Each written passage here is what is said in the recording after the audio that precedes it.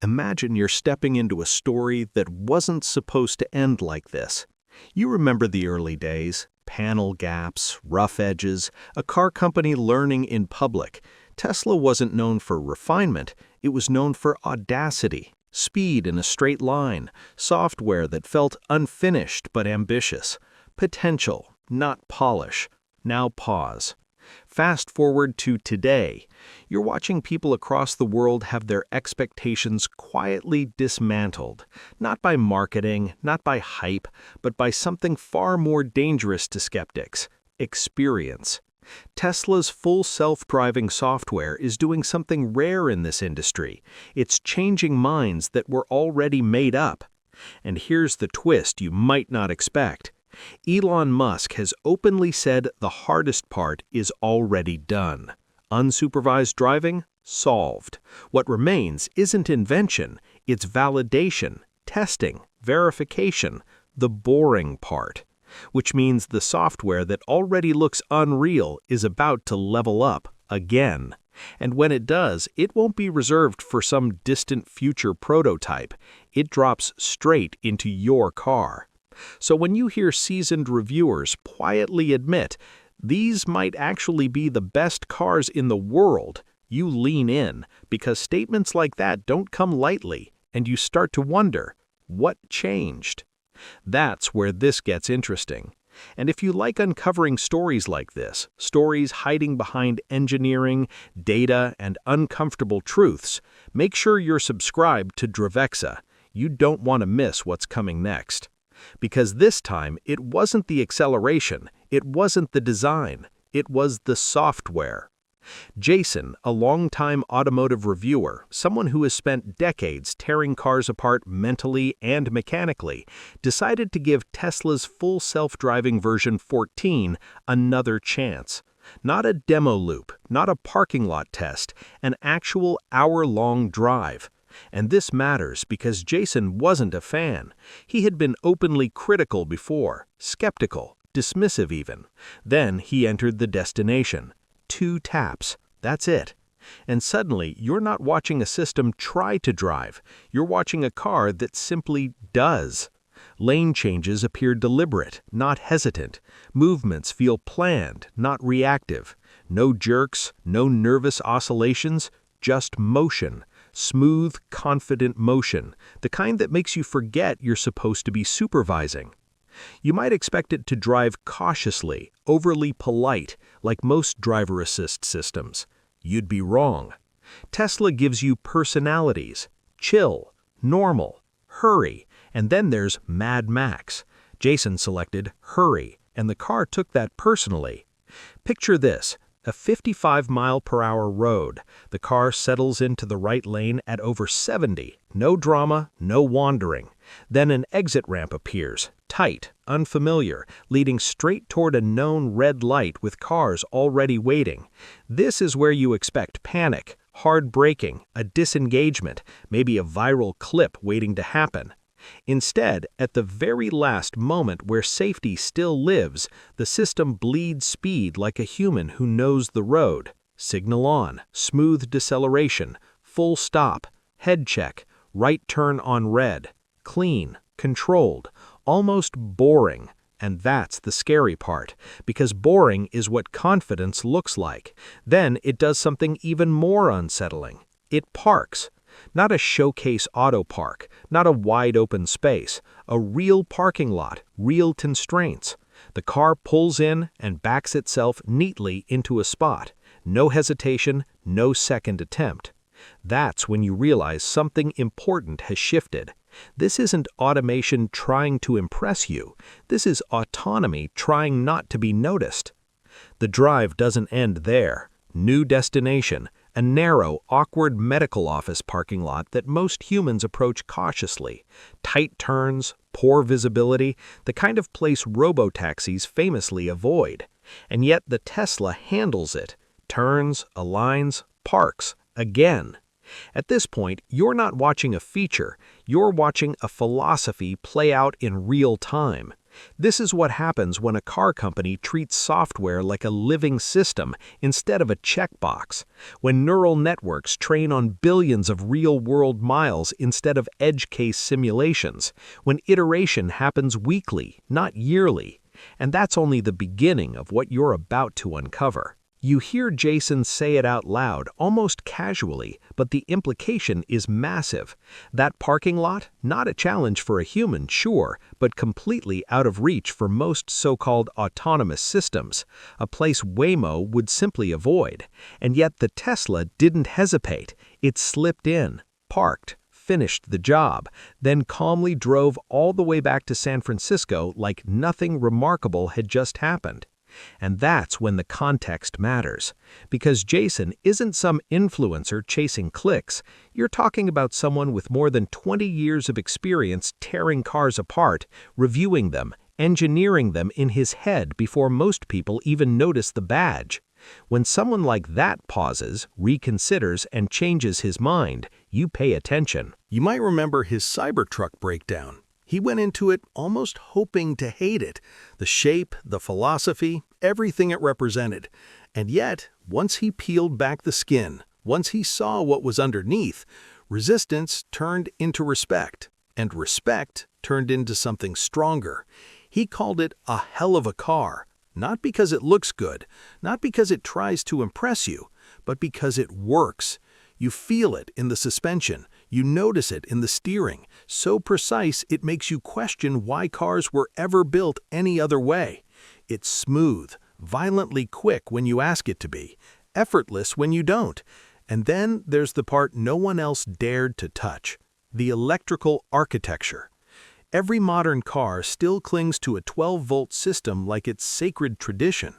Tesla didn't ask for permission. They quadrupled it, 48 volts. Instantly cutting current requirements to a quarter. Less copper, less weight, less complexity, more efficiency, lower cost. This isn't a spec sheet flex. This is first principles engineering, the kind that reshapes manufacturing, not just performance numbers. And Tesla knew exactly what they were doing. They literally sent other automakers a guide titled How to Design a 48-Volt Vehicle. No sarcasm, no apology, just confidence. The kind that makes legacy engineers uncomfortable, because once you open that pamphlet, you can't unsee the gap. Jason said it himself, if you work at a traditional car company and you pull this thing apart, it's not inspiring, it's embarrassing. You start asking the question no one wants to ask. Why are we even doing it this way anymore? That's the moment where hate dissolves, where skepticism collapses, where admiration takes over.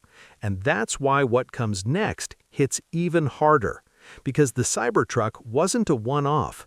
The same reviewer turned his attention to the refreshed Model 3 performance, and what he said next was borderline heresy in the automotive world. He didn't call it good. He didn't call it competitive. He called the BMW M3 irrelevant. Think about that for a second. A car that defined the segment for decades, dismissed not with anger, but with calm certainty. Something changed, he said. Tesla went from feeling like a video game to feeling like a real driver's car. Balanced, composed, purposeful. And then there's the part no one else dared to touch, the price. Once price enters the equation, the argument is over. And here's the part that quietly seals it. That Model 3 performance, the one embarrassing the M3, it comes bundled with the same software that just rewired Jason's expectations. The same intelligence, the same autonomy, the same system that made him admit on camera that he was wrong. If this is the direction things are heading, and all signs say it is, you're not just watching cars evolve, you're watching the hierarchy reset. And if you want to stay ahead of that curve, this is your reminder to like and subscribe to Dravexa, because what you're seeing now is only the beginning. Now here's where the math stops being polite and starts being dangerous to everyone else. Because the price Jason mentioned, that's not even the full story. You can have a Model 3 Performance, and for about $99 a month, you can let it drive itself whenever you don't feel like driving. Think about that. One moment you're carving through a mountain road, hands on the wheel, instant torque snapping you forward, one of the most entertaining driver's cars on the planet. The next moment, you're tired, bored, stuck in traffic, and the car simply takes over. Fun when you want it, effortless when you don't. And here's the part people tend to underestimate. While you're doing all of this, you're sitting inside what has quietly become the safest lineup of cars ever produced. Jason mentioned it almost in passing during his Cybertruck breakdown, but it deserves attention. After crash tests that would total most vehicles, the Cybertruck wouldn't be written off.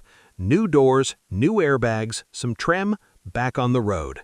That level of structural integrity isn't accidental, it's philosophy. This is the same company that built the Model S, a car so safe it didn't just top the charts, it broke them, literally. The testing equipment failed, the rating system failed. 5.4 stars out of 5, something regulators never expected to write down. Then the Model X came along, and engineers couldn't even make it roll over to measure rollover safety. The Model 3 beat them both. Then the Model Y beat the Model 3. It's like a quiet arms race, except Tesla is racing itself. So when you hear safest car in the world, that's not marketing language. That's a paper trail. And this is where the experience changes entirely. Because when you don't want to drive, when traffic stretches endlessly ahead, when the highway feels like a chore, you don't fight it. You just tell the car where you're going, and it goes. No lane-keeping nags, no half measures, no constant correction, just motion with intent. The BMW M3 can't do that. Not now, not later, not at any price. And interestingly, that's something Jason didn't emphasize in his earlier videos. At the time, he didn't trust the software, didn't believe in it. That hesitation is gone now, because the system crossed a threshold from impressive to undeniable. Which means the Model 3 Performance isn't just better than he said, it's in a different category altogether. And Jason isn't alone. Sandy Munro, someone whose entire career is built on dismantling cars bolt by bolt, called it one of the most mature vehicles ever made. Not good for an EV, not good for the price, mature, finished. He went further, best sedan in the world, period. When people like that agree, you start listening. And if performance isn't your priority, the story doesn't fall apart, it gets even stranger. The standard Model 3 now drops to around $37,000 in the US. A price that used to buy you mediocrity now buys you class-leading efficiency, safety, software, and refinement. That kind of value would have sounded absurd just a few years ago. Then Elon added fuel to the fire. He confirmed that robotaxis, fully unsupervised, no safety driver, are still on track, weeks away. According to him, the problem itself is solved. What remains is validation, paperwork, regulators, the slow part. And remember, what you see on the road is always behind what Tesla already has running internally. That matters because it means the cars being sold today are already capable of far more than they're currently allowed to show. Supervised in name, autonomous in practice, you'll barely need to intervene at all. Which tells you something uncomfortable and exciting at the same time. The software that already shocked critics is about to leap forward again. And when you zoom out, the pattern becomes obvious. Yes, Tesla's early days were rough, fit and finish issues, growing pains, but they were fast, electric, software first. And instead of freezing designs for years, Tesla kept changing things daily. Manufacturing lines became flexible, improvements became cheap, iteration became constant. That's their real superpower. Over time, the weaknesses disappeared. Today, reviewers struggle to find faults in the refreshed Model 3 and Model Y. Even publications that built careers on criticizing Tesla are forced to concede. Something fundamental has changed. And that's the part you don't want to miss. If you're enjoying this deep dive into how modern cars are being redefined, make sure you're subscribed to Dravexa, because what you're watching unfold isn't just a better car, it's a shift in how cars are built, sold, and experienced. Today, Tesla still holds a title no one else has managed to take away: the safest cars on the road. Not by margin after margin after margin. And that reality is becoming harder to ignore. Reviewers testing the refreshed Model 3 and Model Y aren't nitpicking anymore, they're nodding. Even outlets that built their reputation on skepticism are quietly admitting it. These cars are good, uncomfortably good. And then there's the Cybertruck. Not a refresh, not an evolution, a rupture. You're looking at a vehicle packed with industry firsts that competitors aren't even roadmap ready for. Steer-by-wire, a stainless steel exoskeleton, a gigabit Ethernet backbone inside a pickup truck, a full 48-volt electrical architecture when the rest of the industry is still arguing about whether it's worth the trouble. This isn't styling controversy, it's engineering audacity. And here's the part that still catches people off guard. Tesla didn't always build cars well. 8 years ago, that was the criticism: loud, fair, unavoidable. But instead of freezing designs and waiting for model cycles, Tesla iterated relentlessly. Daily improvements, manufacturing lines treated like software, changes made cheap, fast, reversible. Over time, the gaps disappeared. So much so that Toyota called the Model Y a work of art, studied it, praised it, then started copying the production methods. That sentence alone would have sounded absurd back in 2017 when the Model 3 first launched and even Sandy Munro wasn't convinced. Now look where we are. Full self-driving, supervised, stands as the final piece of the puzzle. Not a gimmick, not a demo. The last missing layer that turns an already compelling car into something uniquely complete. And when voices like Jason's and Sandy Munro's converge, calling these some of the best cars in the world, you stop arguing and start observing. Because when you buy a Tesla, you're not choosing one strength, you're choosing many. You get one of the safest vehicles ever tested, one of the most efficient drivetrains ever built, some of the fastest acceleration available at any price, software that doesn't just look good but thinks ahead, a car that listens when you tell it where you want to go and then simply goes. No engine noise, no exhaust, minimal maintenance. You wake up every morning to a full tank in your garage. That convenience compounds over time, quietly reshaping how ownership feels. Layer on top of that Tesla's manufacturing advantage, the uncomfortable truth that they're currently the only automaker producing EVs at scale with healthy margins, and the picture sharpens. Others sell volume. Tesla sells volume and profit. That matters a lot. And yes, people love to compare specs. Faster charging here, longer range there, better autonomy in one scenario, better software in another. But that's the trick. Those comparisons pull from multiple cars. Tesla puts most of it into one. One platform, one ecosystem, one experience. A car that accelerates like a Porsche, protects like a Volvo, updates like a smartphone, and drives itself when you don't feel like it. No patchwork required. That's why Tesla has quietly become the benchmark. It used to be Volvo for safety, Porsche for performance, Silicon Valley for software. Now those lines blur. Now they converge. And that's why this story matters.